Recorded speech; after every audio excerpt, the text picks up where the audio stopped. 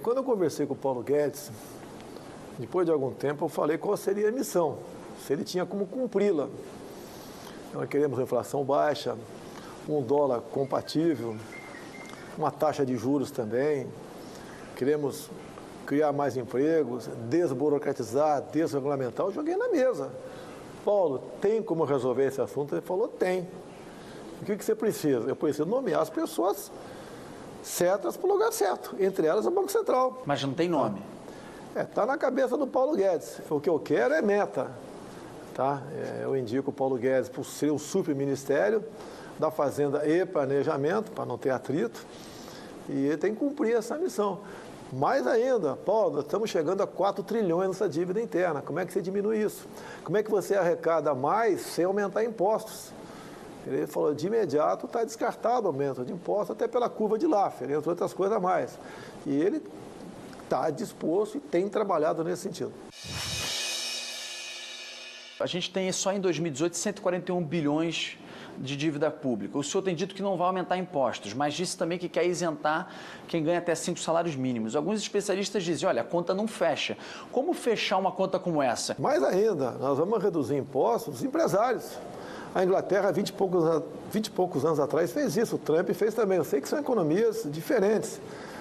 Mas se você conseguir, ao desregulamentar, ao desburocratizar, você vai ampliar a base de empregados na formalidade. Mas isso não é imediato. Não, não é imediato, mas é um preço que nós temos que pagar. Você não pode falar em aumentar imposto. Ninguém hoje em dia quer empregar ninguém. Ninguém quer investir. O cara quer investir no Brasil para produzir o quê? Para vender para quem? Nós chegamos nesse ponto e ele negocia com o mercado. A questão de que nós pagamos um plano Marshall por ano de juros. Paulo, como é que dá para negociar com o mercado? Porque ele que vai negociar, que não vai ter canetaço da parte dele, nem a minha vontade, né, querer prevalecer, até porque eu não sou economista. Agora, o que ele quer liberdade para trabalhar, e eu dei as metas, igual a questão do Banco Central, independente, né, independente politicamente, mas tem que cumprir suas metas. Algum nome do Banco Central já chegou a comentar com o senhor? Já pede reservas, até porque se divulgar nomes antes, né, como acontece quando algumas pessoas falam que estão comigo, sofre perseguições e retaliações. Onyx Lorenzoni será o seu ministro da Casa Civil? No que depender de mim, sim.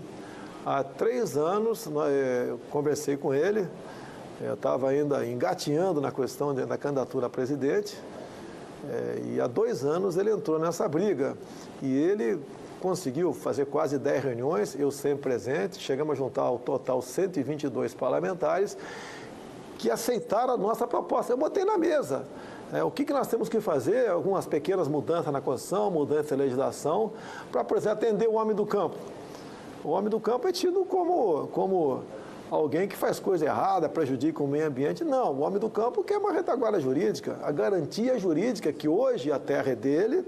Se alguém invadir amanhã, o Estado vai fazer a reintegração de posse, vai enquadrar o invasor como se fosse terrorista e, mais ainda, eles não querem acordar amanhã com a portaria do ministro da Justiça demarcando a tua fazenda, metade dela, como terra indígena. Não quer isso. Então, o campo precisa disso e outras coisas. Infraestrutura, acabar com o fim da indústria da multa, ICMBio e IBAMA, parte dos fiscais vão para o campo para multar os caras, e prejudicando quem quer produzir. Então, isso tudo, no final, nessa reunião com parlamentares, bancada evangélica, bancada católica, o pessoal da segurança, do turismo, nós buscamos todo mundo na Câmara. E hoje em dia, conversado a palavra, temos 350 parlamentares. A última grande grupo de parlamentares que fecharam comigo foi a bancada do campo.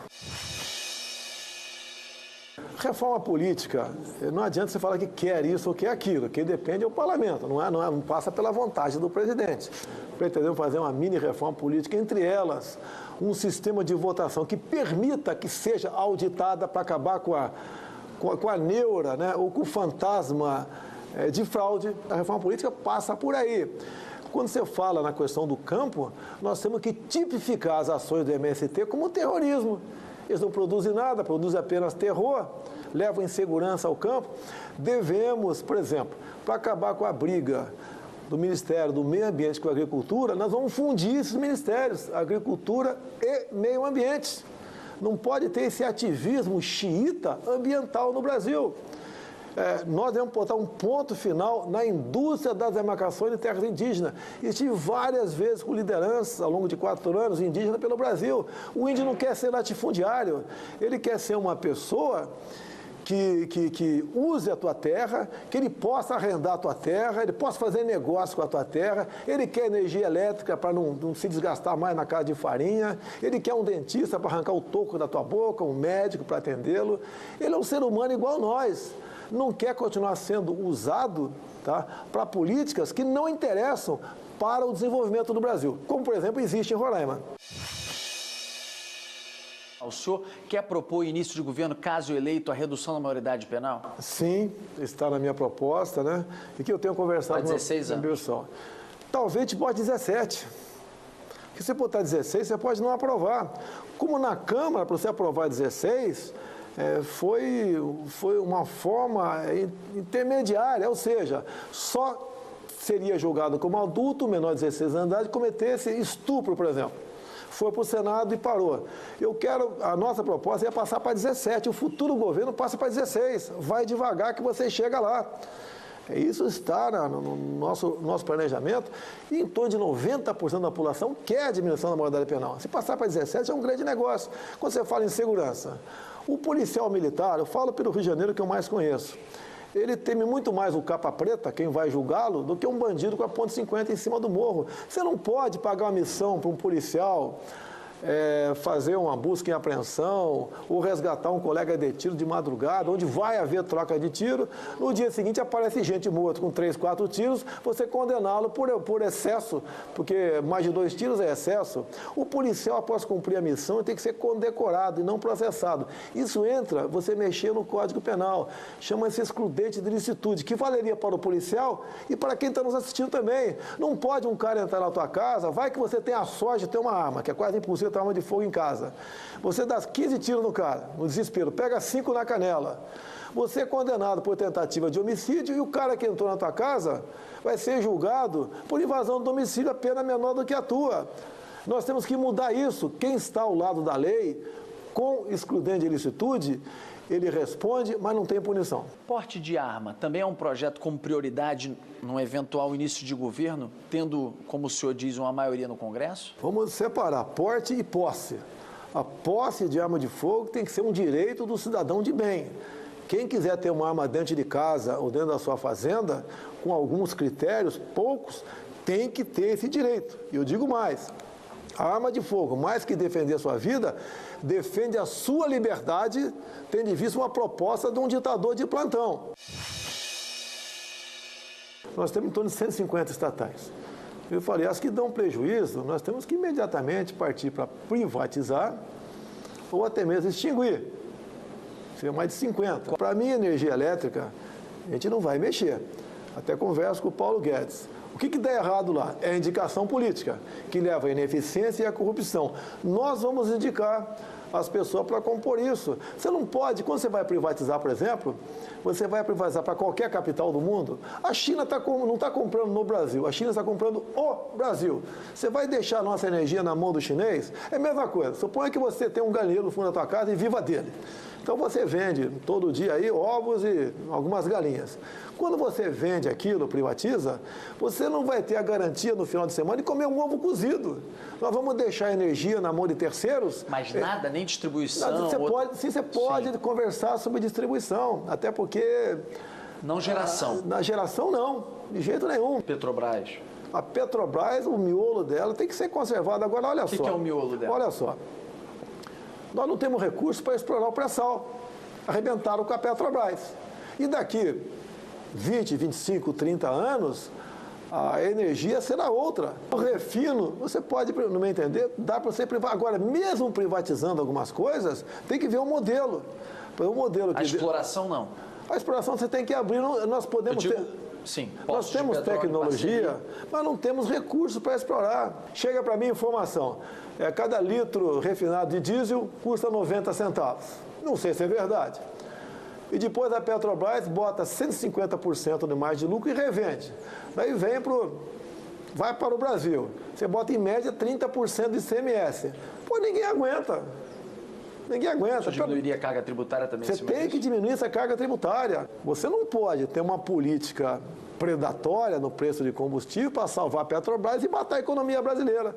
Qualquer coisa no combustível reflete no preço da mercadoria que está lá na ponta da prateleira. Ninguém quer a Petrobras com prejuízo. Mas também não pode ser uma empresa que usa do monopólio para tirar o lucro que bem entende. Repito, faltam-me dados para uma melhor análise sobre isso. Uma vez sendo presidente, a gente vai ter os dados. A proposta inicial do Temer falava, por exemplo, em aposentar o policial militar com 65 anos. Eu conversei com o meu pessoal. Vai ser um fuzil ou uma bengala que o soldado vai usar. Daí você vai na expectativa de vida na Polícia Militar do Rio. São 100 e poucos que já perderam a vida esse ano. A expectativa de vida deles está na fase de 50 e poucos anos de idade.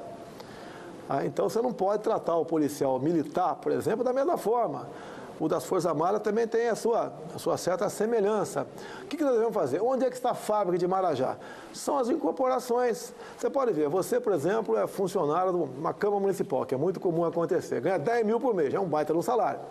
De repente, você fica num cargo de comissão de 10 mil. 8 anos depois, você passa para 20. Repete a operação, mais 10 você passa para 30. Vamos acabar com as incorporações no primeiro momento. E vai com calma que você resolve. Hoje em dia, o homem para se aposentar, o grande problema é o serviço público. O resto é combate à fraude e o descaso. Serviço público, o homem se aposenta com 60 anos de idade. Vamos botar 61. Você aprova. Se você quiser já botar 65, mesmo que seja mais na frente, você não vai aprovar.